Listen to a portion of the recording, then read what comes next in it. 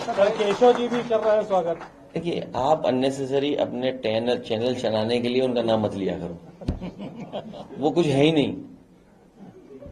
वो क्या है, मुख्यमंत्री डांट देंगे तो अभी चुप हो जाएंगे 2 मिनट में। इस तरीके से भारत से उद्योगपति भागे थे, उसी तरीके से लेटरल एंट्री से नौकरी पाने के बाद कुछ भ्रष्टाचार कर करके भारत छोड़ के चले गए वो। तो हो सकता है भारतीय जनता पार्टी किसी नए भ्रष्टाचार की तैयारी कर रही हो और लेटरल एंट्री वाले लोगों से करा करके वो फिर भाग जाए भारत।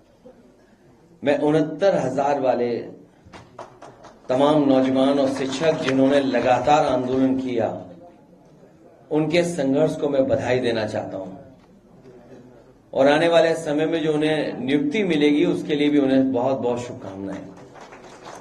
अब सरकार कितना ट्रांसपेरेंट तरीके से और जो कॉन्स्टिट्यूशनल जिम्मेदारी है सरकार की और सरकार कितना निभाएगी, उस पर डिपेंड करता है कि सरकार कितनी ट्रांसपेरेंट है जिससे कि बच्चों को न्याय मिल जाए। दूसरा विषय यह है कि सरकार लगातार ये कहती है कि जीरो टॉलरेंस उनका है लॉ एंड ऑर्डर के इशू पर।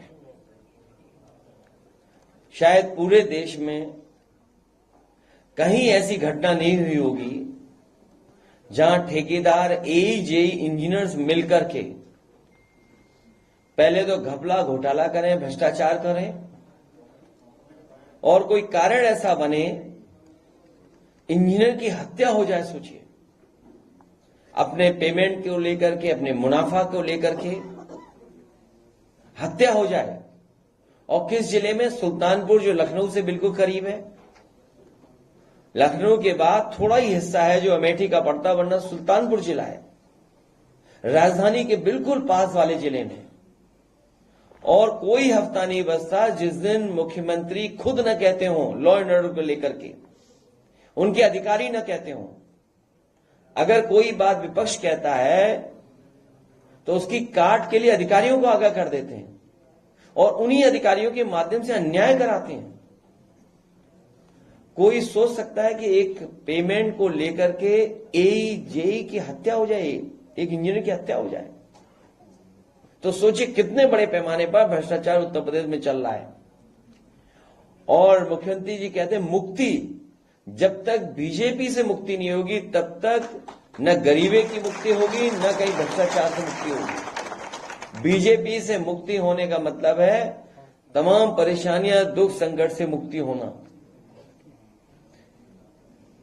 और अब जिस बात को हम सब लोग कहते रहे कि संविधान और आरक्षण पर निगाह है भारतीय जनता पार्टी की, उन्हें जब मौका मिलता है आरक्षण से खिलवाड़ करते हैं, संविधान की कैसे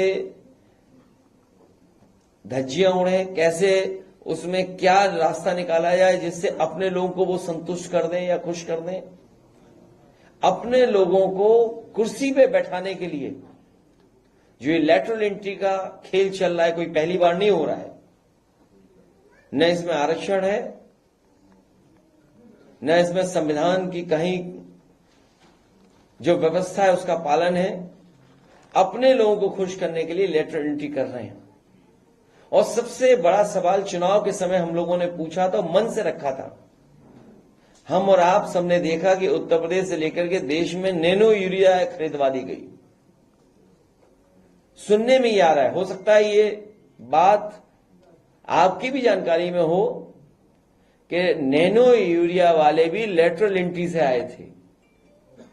न नैनो यूरिया से कोई किसान को लाभ पहुंचा है और अभी तक कोई सरकार के पास रिपोर्ट नहीं है जिसके माध्यम से ये बता सके कि नैनो यूरिया से इतना लाभ किसानों को पहुंचा है।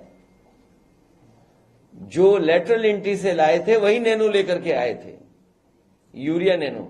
और लेटरल एंट्री वाले बहुत सारे लोग जिस तरीके से भारत से उद्योगपति भागे थे, उसी तरीके से लेटरल एंट्री से नौकरी पाने के बाद कुछ भ्रष्टाचार कर करके भारत छोड़ के चले गए वो। तो हो सकता है भारतीय जनता पार्टी किसी नए भ्रष्टाचार की तैयारी कर रही हो और लेटरल एंट्री वाले लोगों से करा करके वो फिर भाग जाए भारत छोड़ करके। केशव जी भी कर रहे हैं स्वागत। देखिए, आप अननेसेसरी अपने चैनल चलाने के लिए उनका नाम मत लिया करो। वो कुछ है ही नहीं। वो क्या है, मुख्यमंत्री जी डांट देंगे तो अभी चुप हो जाएंगे 2 मिनट में।